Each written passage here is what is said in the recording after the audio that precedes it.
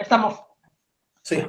Bien. Bueno, pues vamos a hacer esta entrevista para la revista La Comuna con José Antonio Ejido, el autor del libro Fulgor y muerte del Baas de Irak. Y la primera pregunta es, ¿por qué escribir este libro en 2018? No, este libro se escribió en el 2011, saliendo yo de una enfermedad tropical que se llama dengue, que me dejó, por cierto, físicamente bastante golpeado. Pero este libro, en realidad, se empieza a escribir, o tengo el deseo y el interés de escribirlo hace mucho tiempo. Tanto tiempo como el año 91, cuando comienza la fase intensa de lo que se llamó la Segunda Guerra del Golfo. Una rueda de prensa que llegué a dar yo a nombre de una organización política parlamentaria vasca, oponiéndonos a la guerra contra Irak, año 91. Me interesa mucho la situación de Irak, para mí poco conocida, me documento todo lo que puedo. Ahí comenzó una fase dura de embargo y de guerra contra Irak. El año 2000 yo visito Irak dentro de la campaña estatal española por el levantamiento de sanciones contra Irak. Visito las consecuencias del brutal ataque norteamericano del año 91, siendo presidente Bush papá, y queda pendiente, ¿verdad?, esa investigación. En 2011 hago una primera redacción saliendo de una enfermedad en Caracas. Acuerdo con la editorial de la Asamblea Nacional Venezolana de mayoría chavista su edición. Ellos no cumplieron, pero estuvo bien porque inicialmente yo tenía una visión equivocada y demasiado favorable al Baas iraquí.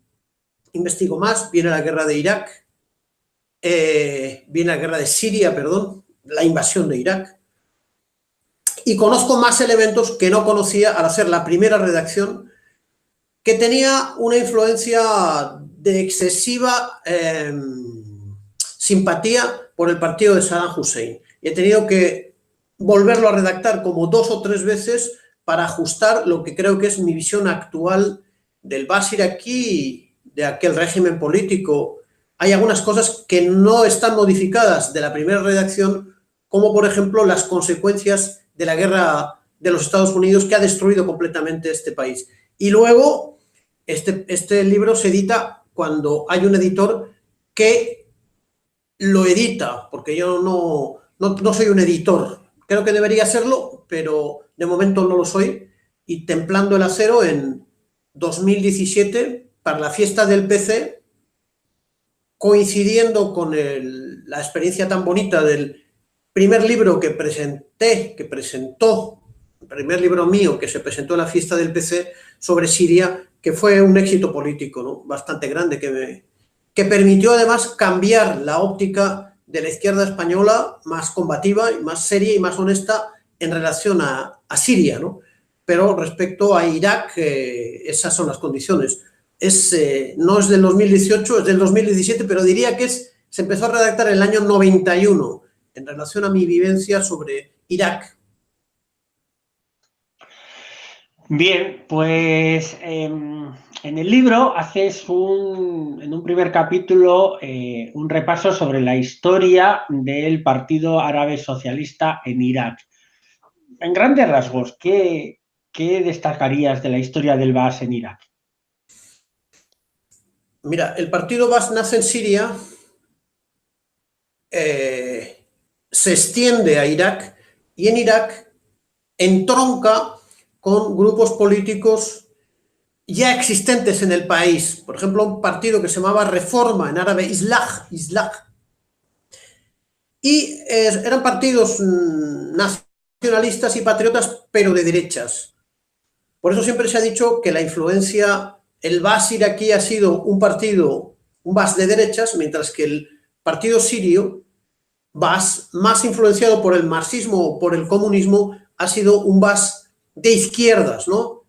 Entonces, es la misma corriente política que siempre ha estado dividida en varios grupos, y eso al parecer se debe a la manera tan compleja que tenía de escribir uno de sus primeros ideólogos, que fue el cristiano damasceno Michel Aflaq, cuya estatua vi en Bagdad, por cierto, que ha sido destruida junto con su tumba por los bárbaros imperialistas norteamericanos, ¿no?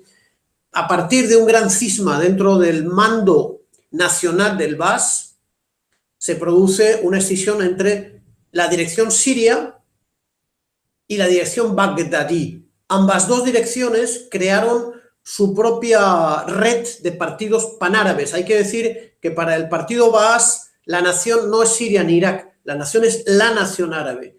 Y en cada región, los países constituidos serían región como tales, existen mandos regionales. Luego, en los años 70 hay un intento, ocurre que los dos partidos llegan al poder, están bastante tiempo en el poder y todavía el Baas sirio está en el poder y está dirigiendo exitosamente la guerra de resistencia contra el imperialismo, el sionismo y la reacción árabe, pero el Baas sirio llega al poder en el año 63, el Baas iraquí llega, aparte de alguna experiencia en el gobierno, pero llega al poder el año 68, en los años 70 hay una experiencia totalmente fracasada de acercamiento entre los dos países, y entre los dos partidos, que se convirtió en un odio profundo en el asesinato y la persecución de miembros de las dos corrientes por ambas corrientes, ¿no? De manera que, aunque se llamaban igual, eran dos partidos absolutamente enemigos. Eso se agrava el año 80, cuando Saddam Hussein, con el apoyo del imperialismo norteamericano, decide atacar Irán, y Siria, del Baas, de Hafez al-Assad, decide apoyar a Irán, ¿no? Lo que fue el gran crimen de Saddam Hussein se convirtió en un gran acierto de Hafez al-Assad, que hace que hoy la revolución islámica está dando su vida por la libertad del pueblo de Siria en apoyo al Baas sirio, que sigue dominando. O sea que son dos partidos con elementos comunes y con una historia de mucho enfrentamiento. El Baas iraquí fue destruido como una fuerza en el poder en el 2003. Yo analizo la persecución de la CIA y de los ingleses contra el Baas iraquí, y es un partido que se ha dividido en varias fracciones. Luego, si quieres, te lo cuento, ¿no? Hay otra parte hay otro capítulo del libro que se llama Exterminar un país. Ya nos has apuntado cómo en los años 80, en gran parte de los años 80, Irak es un aliado de los Estados Unidos en su guerra contra Irán. ¿Cómo pasa de ser Saddam Hussein un aliado del imperialismo, por llamarlo de alguna manera, a ser el gran monstruo, ¿no? Casi como la venida del segundo Hitler en los años 90, la histeria mediática con Saddam Hussein y con Irak era realmente brutal, ¿no? ¿Cómo pasó, ¿no? Ese cambio tan radical? Mira, es muy incorrecto llamar a Saddam Hussein una marioneta directa del imperialismo, como lo ha podido ser Bin Laden, ¿no? A pesar de que Bin Laden estaba acusado de ser el destructor de las Torres Gemelas, Saddam Hussein y el Baas iraquí tienen una historia bien difícil y antes de llegar al poder. Si no recuerdo mal, el 66 o 67, hay un golpe de Estado contra el presidente Qasem en Irak. El Baas iraquí de entonces organiza, al parecer con el apoyo de la CIA, una brutal matanza de los militantes del Partido Comunista iraquí. Se habla de 5.000 muertos, torturados por una milicia que había creado el Baas iraquí. Saddam Hussein es un joven exiliado en Egipto por haber intentado matar al presidente Karim Qasem, que había derribado la monarquía en el año 1958. Es paradójico que el ala izquierda del Baas iraquí participa de la matanza de comunistas iraquíes. Y al parecer el propio Saddam Hussein también intervino en el asesinato de algún dirigente y de algún cuadro comunista iraquí. Estamos hablando de antes del año 68. El año 68, el partido Baas toma el poder porque tiene apoyo del ejército. Es el tío de Saddam Hussein, que se llama Hassan al-Bakr, el que dirige esa operación de golpe de Estado y de revolución. Cuando el Baas iraquí nacionaliza el petróleo en manos de los norteamericanos y sobre todo de los ingleses, y además crea un frente progresista con el partido kurdo PDK de Mahmoud Barzani, Partido Democrático del Kurdistán, que hoy es un agente del imperialismo en Kurdistán, y con el Partido Comunista Iraquí, estoy hablando del año 73, 72, el Irak del Baas, dirigido sobre todo por Hassan al-Bakr, siendo vicepresidente Saddam Hussein, se convierte en la gran potencia árabe y un enemigo a batir por el imperialismo y por el sionismo. Ahora, el año 79, 78, Saddam Hussein expulsa del poder a su tío, hay una purga sangrienta dentro del Baas iraquí y Saddam Hussein cambia la orientación ideológica y la política exterior de su partido, que está en el gobierno. Había expulsado a los comunistas.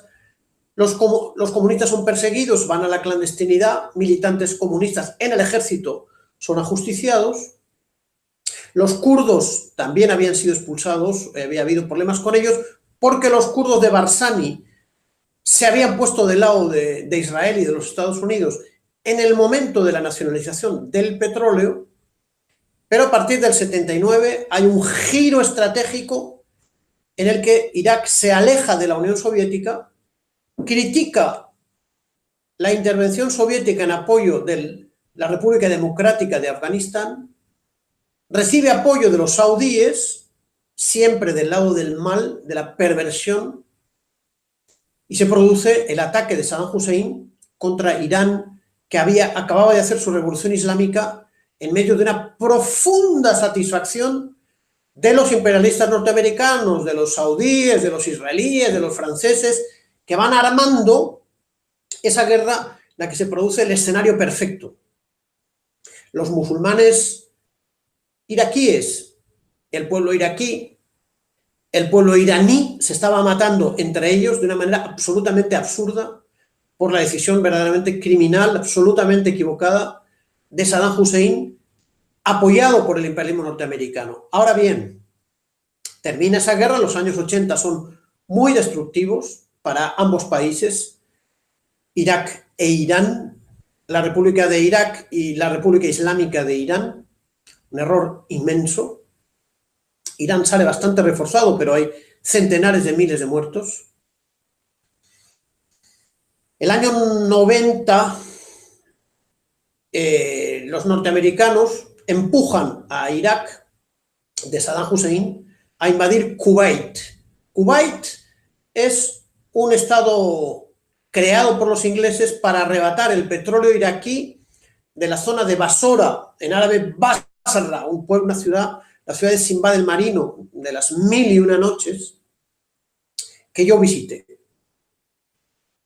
Eso es una gran trampa que le hace Bush, papá, que además de presidente había sido jefe de la CIA, para golpear y destruir de manera salvaje a Irak, crear una coalición para hacerlo, para destruir, y empezar una política de destrucción progresiva mediante sanciones, mediante ataques continuos, mediante embargo, lo que había sido el primer país, gracias al éxito enorme, mejor momento que había tenido jamás Irak, gobierno de coalición entre el Baas iraquí, dirigido por Hassan al-Bakr, con la participación de los comunistas iraquíes y de los kurdos de Barzani, ¿no?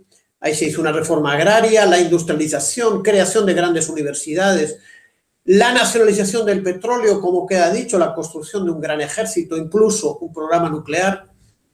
Bueno, todo aquello se vino abajo y la agonía empezó a partir del año 91, ¿no? Entonces, como Saddam Hussein no quiso arrodillarse, se convirtió en un monstruo, se convirtió en un Hitler y terminó ajusticiado, ¿no? No terminó ajusticiado por su verdadero gran crimen, que era la guerra fracticida contra el pueblo hermano de Irak, que es el pueblo de Irán, sino que fue ajusticiado por otras razones y sobre todo por haber resistido al imperialismo, porque no hay duda que Saddam Hussein al final resistió. Respuesta larga a pregunta compleja. Sí, las preguntas... Vaya. Se estaba acoplando un poco. Vale, ya está. Las preguntas son... Las respuestas son complejas porque la historia siempre es compleja, ¿no? Aquí estamos acostumbrados a que los medios de comunicación nos lo simplifiquen todo en buenos y malos. Los yanquis, Gran Bretaña y Francia y Occidente en general son los buenos y todo lo demás son malos, ¿no? Es lo que estamos viendo también en Siria.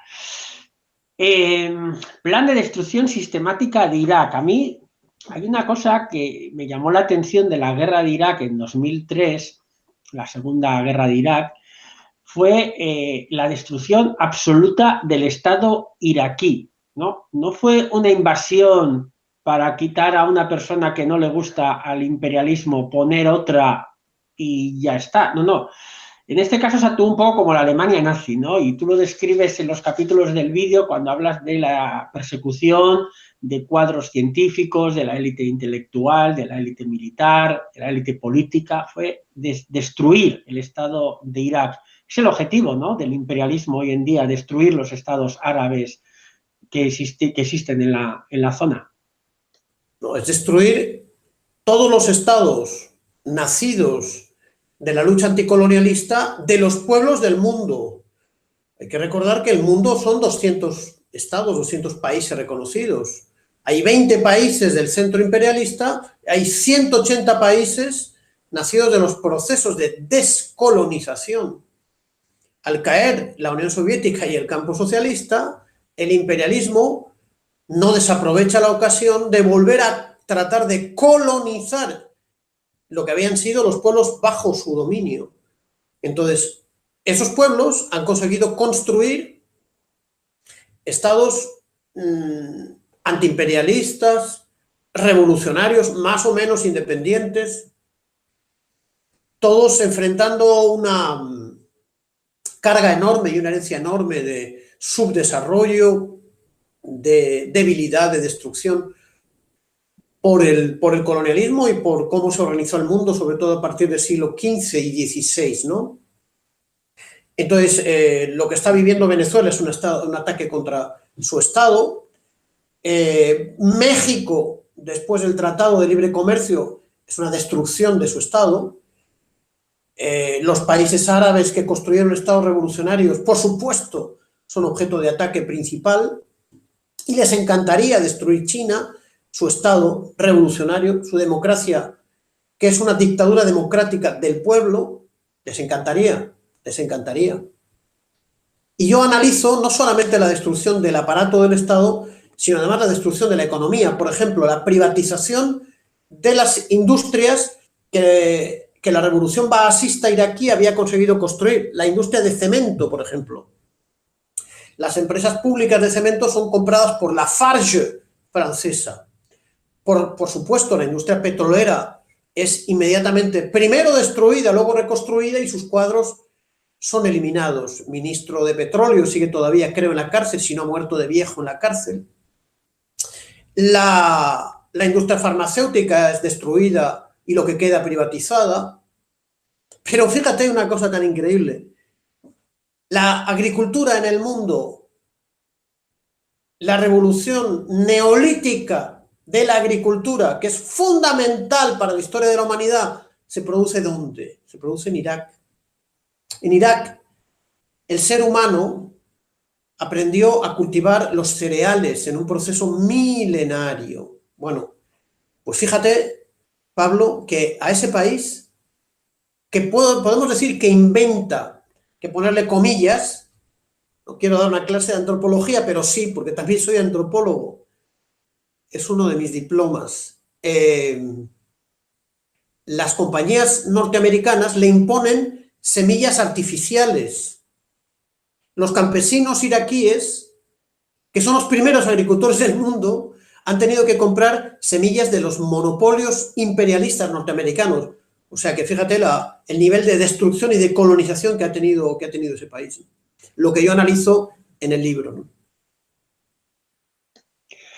Una pregunta un poco más entrando en la parte ideológica, ¿no? En Occidente estamos muy acostumbrados, porque para eso nos creemos el ombligo del mundo, sobre todo en Europa, tenemos ese pensamiento eurocentrista, no solamente la de la derecha imperialista, también a veces la izquierda, incluso la izquierda marxista, tenemos la costumbre de analizar las cosas desde nuestro punto de vista, ¿no? Consideramos que todo aquello que no es la Unión Soviética o el marxismo-leninismo soviético ya no es socialismo puro. Por lo tanto, hay mucha gente que considera que el Baas no sería socialista. ¿Qué diferencias hay a nivel ideológico entre lo que sería el Baas? Lógicamente, ya has comentado antes que hay una diferencia entre el Baas sirio y el Baas iraquí, pero el socialismo árabe, ¿qué aporta al pensamiento marxista mundial o cómo encaja el socialismo árabe en la lucha del proletariado? Mira, para empezar, ser marxista y ser eurocéntrico es incompatible. El capítulo 28 del Capital sobre la acumulación originaria y algunas cartas de Marx sobre el colonialismo inglés en la India explica claramente que Europa, lo dice Carlos Marx, ha perdido su decencia al participar en la trata de esclavos y en todo tipo de crímenes coloniales. De manera que si alguien europeo que dice ser marxista es eurocéntrico y desprecia a los pueblos del mundo, te diré, no tiene categoría de marxista. Será un estafador, falsificador de los muchos que hay por ahí. No así el marxismo-leninismo soviético, que siempre fue profundamente internacionalista y antiimperialista, que es la gran lección del marxismo-leninismo. El socialismo árabe no hay que verlo como un aporte al marxismo, porque eso no lo pretende ser de ninguna manera el baasismo. Yo te he dicho antes que Michel Aflaq escribe de una manera confusa y es un hijo también de su experiencia vital y la experiencia vital de su pueblo. Michel Aflaq está estudiando precisamente, fíjate, con el otro fundador, se llama Salah al-Din Bitar, que es musulmán, los dos de un barrio de Damasco que había sido bombardeado por el imperialismo francés en 1921, cuando eran jovencitos, quedaron profundamente impresionados por la maldad y la barbarie francesa. Ellos van a estudiar al país de su enemigo, se acercan mucho al comunismo francés, porque el comunismo francés, hasta llegar al gobierno del Frente Popular, es partidario de la independencia de las colonias francesas. Por orden, además, de la Internacional Comunista, de las 21 condiciones de ingreso, de lo que dice el primer y el segundo, y siempre Congreso de la Internacional, y siempre lo dijo. Para que el Partido Comunista francés se aleja del reconocimiento a la independencia para quedar bien probablemente con el Partido Socialista francés, que siempre ha sido colonialista, eso frustra mucho a Michel Aflaq, que se aleja del comunismo.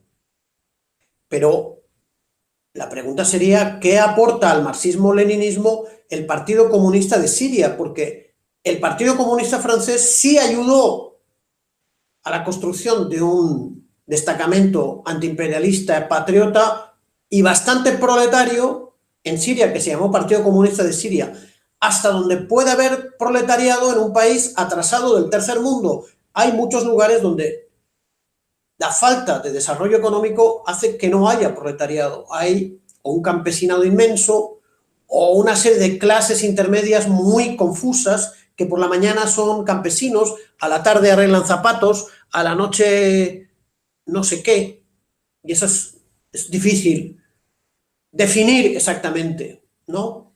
El proletariado está donde hay industria, y industria ahora hay en bastantes países, pero tampoco en todos, y durante el siglo XX no ha habido en muchos, que la industria nace de la revolución industrial en Occidente y luego la industria socialista nace de los planes quinquenales dirigidos por el camarada Stalin en los años 30. Y hoy el éxito económico de China crea un proletariado de 300 millones de personas. Pero qué decir en Venezuela, donde el proletariado petrolero es absolutamente minoritario y hay toda una masa amorfa que no se sabe qué es. Qué decir de Irak hoy, que la industria ha sido destruida a cañonazos o bombardeada o privatizada. Entonces, el baasismo ha tenido influencias del fenómeno político más progresista que ha existido en el siglo XX, que es la existencia del campo socialista y de la Unión Soviética. Pero ha tenido influencias en la religión musulmana, en la religión cristiana, probablemente en la budista, aunque no la conozco, en el judaísmo sin la menor duda. No ha habido un fenómeno social en el mundo y en el tercer mundo, que hoy se llama sur, que no haya sido atravesada por la gran experiencia progresista de la Unión Soviética socialista. Entonces, ¿qué significa para un país del tercer mundo como Irak el socialismo árabe? Ha significado, por ejemplo, elementos progresistas. 1970, gran acuerdo político entre el Baas y el PDK para reconocer la nacionalidad kurda como un componente de Irak y establecer una amplia autonomía en Irak. Primer punto. Segundo punto, una democracia revolucionaria en la que esos kurdos con los comunistas entran a gobernar con el Baas el país. Tercer punto, la nacionalización del recurso petrolero del país. Cuarto punto, la industrialización, el desarrollo científico, tecnológico, militar y educativo y cultural del país. Siguiente punto, construcción de un gran ejército. Todo eso son la solución de grandes problemas y es lo que tienen que hacer los países del tercer mundo que están haciendo una resistencia a sus enemigos tradicionales. Pero la influencia marxista se vio clara en el gobierno del 66 al 70 en Siria. Ha habido alguna corriente, como ya te he dicho antes, en el Baas iraquí. Al final, Saddam Hussein se orientó para resistir en un llamamiento a la fibra religiosa del pueblo iraquí. Entonces, hay que recordar las lecciones que nos dio, que le dio al mundo soviético y al mundo musulmán un gran marxista musulmán soviético que se llamó Sultan Galiev, que recuerda, y eso los europeos y los europeos de izquierda, que son unos analfabetos, con perdón, no lo saben, el fenómeno religioso musulmán atraviesa con mucha más fuerza la sociedad musulmana que en el mundo occidental, donde hay una pelea continua contra la hegemonía de la Iglesia católica, tal vez de la Iglesia protestante, que han sido siempre cercanas al poder económico y político del capitalismo occidental, ¿no? O sea, que no se puede decir qué aporta, no, aporta a la lucha de los pueblos y es algo que merece ser estudiado quien le interese la lucha de los pueblos, ¿no? Pero ya te digo, hay un aldeanismo, hay una incultura, hay un analfabetismo profundo entre los que se llaman comunistas en Euskadi, en España, en Europa. Yo creo que en España y en Euskadi particularmente, ¿no? Y entonces fenómenos internacionales la gente no tiene el menor interés, salvo ver qué se puede aprovechar para sus miserables vidas políticas, ¿no? Perdona que emplee ese adjetivo, lo que siento. Bueno, no pasa nada. Volviendo otra vez al eurocentrismo, ¿no? Aquí tenemos la idea de considerar que toda la mujer del mundo árabe o las minorías religiosas o las diferentes confesiones en el mundo árabe pues están en una situación de persecución, totalmente discriminadas.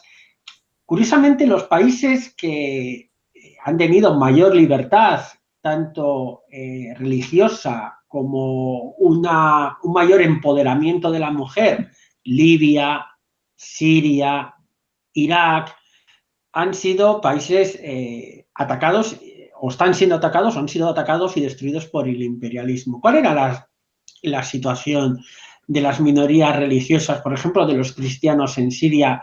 ¿Y cuál era la situación real de la mujer? Perdón, me quiere decir en Irak. ¿Y cuál era la situación de la mujer en Irak? Bueno, a partir del siglo VII de nuestra era, se suele llamar siglo VII después de Cristo, ¿no? Triunfa el fenómeno del Islam. Hay un especialista donostiarra, se llamaba Olagüe, que hablaba del triunfo de una idea fuerza. Esa idea fuerza tiene que ver con, surge en Arabia, en Oriente Medio, en el seno de las religiones monoteístas, y cambia completamente esas sociedades, pero no hasta el punto de exterminar las otras confesiones religiosas existentes antes del siglo VII. El judaísmo, el zoroastrismo y el cristianismo. Entonces, España, por ejemplo, a partir del triunfo en el siglo XV, XVI, de lo que ellos han llamado la Reconquista, ellos el poder, no había espacio para otras religiones que no fuese la del poder. ¿Sí? La Iglesia Católica Apostólica, pero eso no es la realidad ni en Irak ni en Siria. Entonces, en Irak han subsistido porque esas sociedades se han construido en base a la hegemonía de una religión que es la musulmana, que exige, entre las primeras suratas, el respeto a las religiones del libro. Así se expresa, además. De manera que una notable presencia de los cristianos que querían seguir siendo cristianos. Eso pasa así continuamente hasta la llegada ¿de quién? Del imperialismo norteamericano, hijo, por cierto, ideológicamente de los extremistas protestantes que fueron expulsados a hostias de Inglaterra en el siglo XVII, ¿no? Y esos extremistas, con su ideología extremista, ha favorecido el triunfo del extremismo religioso chií o suní para destruir la sociedad multicultural y para poder debilitar esos países. La mujer es otro elemento recurrente, ¿no? Hay que entender que un elemento de la identidad cultural y también de la resistencia cultural de esos países es el Islam.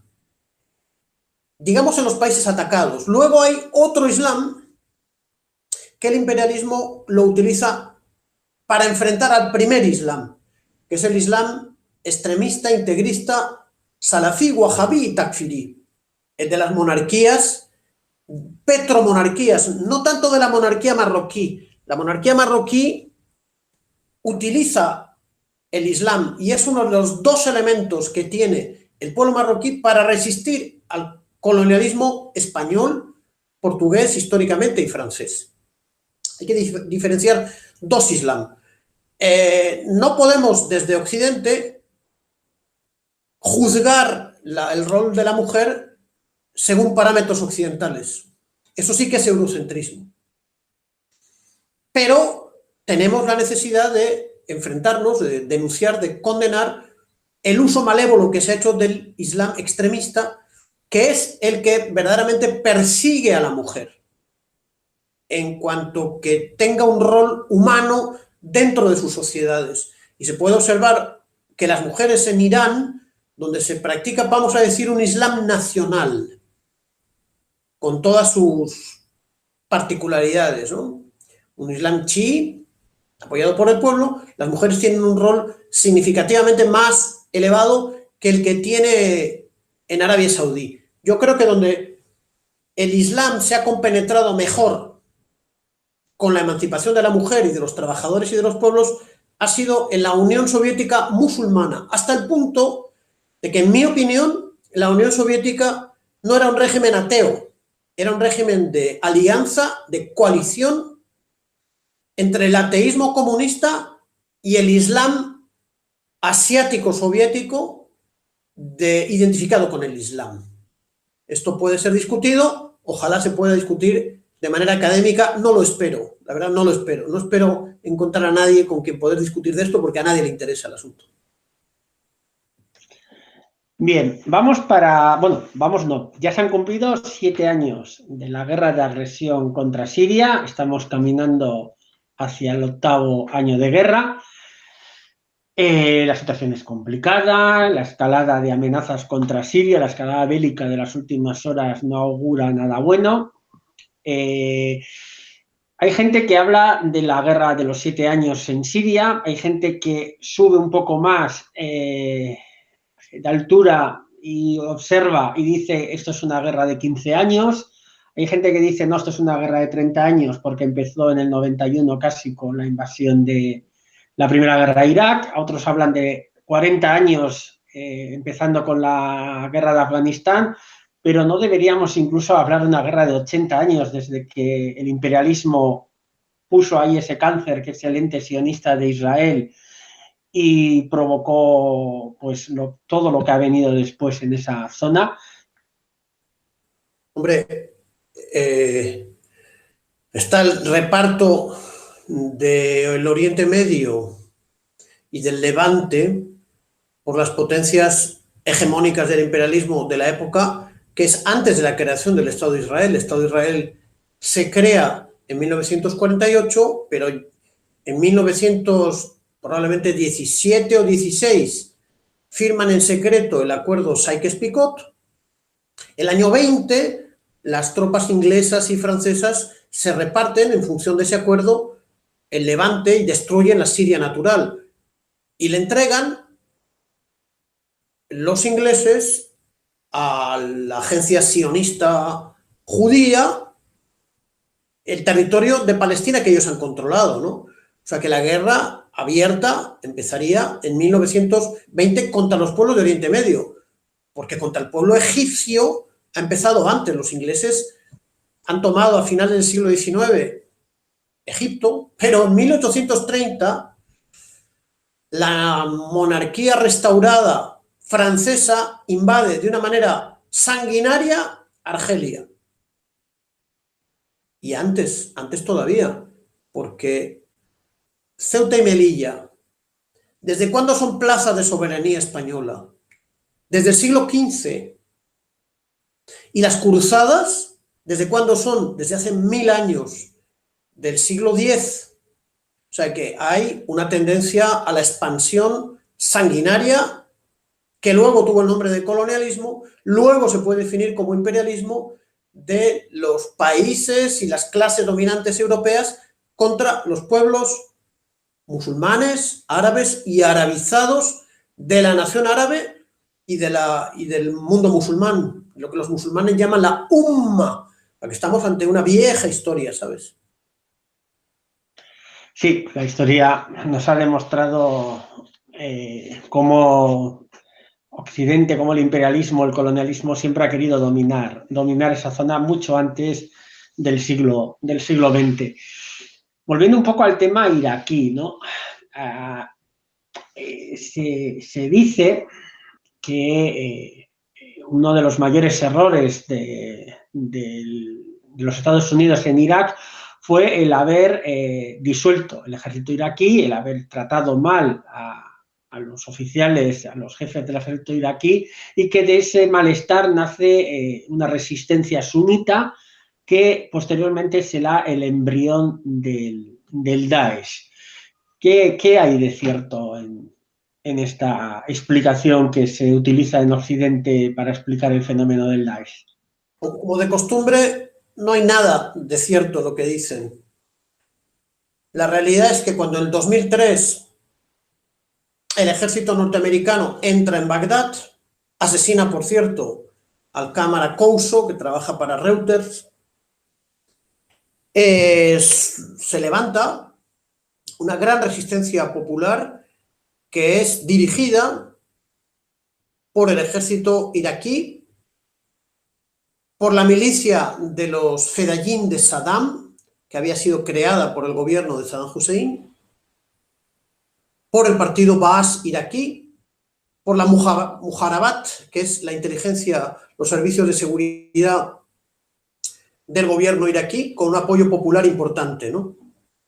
2003, 2004, 2005, 2006, 2007, 2008, la resistencia iraquí, que tiene esa base, como el gobierno iraquí tenía una base suní, son las zonas suníes las que apoyan sobre todo a la resistencia baasista y sadamista, particularmente, aunque ya el partido sadamista se había dividido en dos sectores, ¿no? Bueno, entonces los norteamericanos lo que hacen es sobornar a varias tribus suníes que apoyaban la resistencia para ganarse su apoyo. Y además, los norteamericanos traen a Al-Qaeda, y Al-Qaeda empieza a crear una dinámica de guerra civil entre suníes y chiíes para debilitar el mayor peligro que tiene la dominación extranjera imperialista sobre Irak, que es la unidad sagrada, férrea, indestructible del pueblo iraquí contra el invasor extranjero. Entonces, Al-Qaeda, como una agencia de la inteligencia norteamericana, pone bombas en los centros más importantes del chiismo iraquí y de todo el chiismo, que es la mezquita de Kerbala, si no recuerdo mal, otra mezquita importante, provocando una espiral de violencia entre suníes e iraquíes, en la que además son golpeados terriblemente los cristianos, ¿no? En medio de ese desastre, por supuesto que el imperialismo destruye el ejército iraquí era el pilar del país. Algunos oficiales iraquíes pasan a ser reclutados por esa estructura que se llama Daesh, que nace de las estructuras de Al-Qaeda para destruir la resistencia iraquí, para sembrar la división entre chiíes y suníes, y también para enfrentarse a la influencia creciente que tiene la revolución islámica de Irán en Irak, ¿no? Bueno, la capacidad militar de esos oficiales hace de Daesh una fuerza muy poderosa que inicialmente y con toda seguridad tiene el apoyo de los imperialistas, y yo apuntaría al general Petrus, que fue el gobernador militar de la ciudad de Mosul ocupada, y que luego, después de prestar servicios y de haber destruido la resistencia iraquí mediante esa dinámica que te estoy explicando, fue premiado con el cargo de jefe de la CIA, nada menos. O sea que yo sugeriría a los jueces de instrucción del mundo que vayan a entrevistar al señor o a interrogar, a poder ser en custodia policial, al general Petrus, porque él sabe bastante cómo ha nacido Al-Qaeda en Irak y luego en Siria. Bueno, pues por ir terminando la entrevista, ¿cómo se plantea el futuro de Irak? ¿Es un estado fallido? ¿Se puede recuperar? Hay noticias que hablan de que Irak podría unirse a Siria y al frente del eje antiimperialista junto con Irak en la zona, junto a Hezbollah. ¿Cuál es el futuro inmediato que tiene Irak, en tu opinión? Irak es un estado destruido completamente. Los chiíes han cometido crímenes contra los suníes. El propio Hezbollah libanés ha criticado los crímenes que han cometido los chiíes contra los suníes. Los suníes han apoyado a Daesh. Partes del partido Baas creyeron que iban a tomar el poder apoyando a Daesh, y Daesh lo que hizo es ejecutarlos, decapitarlos. Los kurdos de Barzani no son más que unos agentes del imperialismo. Por si fuera poco, el pequeño partido comunista iraquí que estaba refugiado en Londres aplaudió la entrada de los norteamericanos en Bagdad, y los norteamericanos, con el virrey Tremero, no sé cómo se llamaba, le dieron un cargo en un pequeño gobierno de transición a un tipo del llamado Partido Comunista Iraquí. O sea que yo y la resistencia iraquí, que debía de haber agrupado a turcómanos, árabes, kurdos, a suníes, a chiíes y a cristianos, fue derrotada, se transformó en Daesh. No veo yo que una solución muy fácil para Irak. Por Irak pasó la OTAN y los norteamericanos, y ya sabes, Pablo, que por donde pasan estas fuerzas malignas, lo que queda es nada. Entonces, hay que hacer un gran esfuerzo. Esos pueblos tienen que hacer, y todos los pueblos de Oriente Medio, un gran esfuerzo de reconstrucción de Irak, y lo mejor sería que, desde luego, que Siria e Irak se uniesen, como era el sueño inicial del Bas, de Michel Aflaq, de Zaki Arsusi, que era otro de los fundadores del Bas, y de Salah al-Din Bitar, ¿no? Y que la Siria aprendan los iraquíes de la resistencia y de los aciertos que ha tenido Siria y el Bas sirio en resistir, ¿no? En triunfar. Sí, esperemos que Siria resista y no siga los pasos de Irak. Como te he oído decir en más de una ocasión, no pudimos hacer nada por Yugoslavia, no hemos podido hacer nada por Irak, pero aquí y ahora es cuando toca la solidaridad con Siria, así que aprovecho esta entrevista para recordar que lo que tú muchas veces comentas, aquí y ahora es cuando toca la solidaridad con Siria. La solidaridad con Siria no toca cuando gane la guerra porque ya no la necesita, ni toca si por desgracia la pierde, porque entonces no habrá nada con que ser solidario.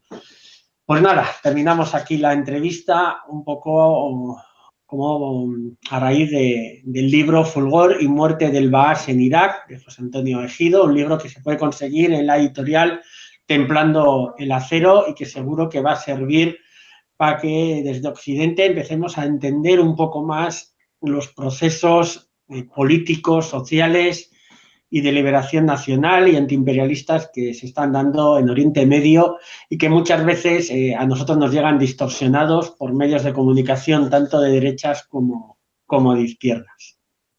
Venga, hasta luego. Un abrazo.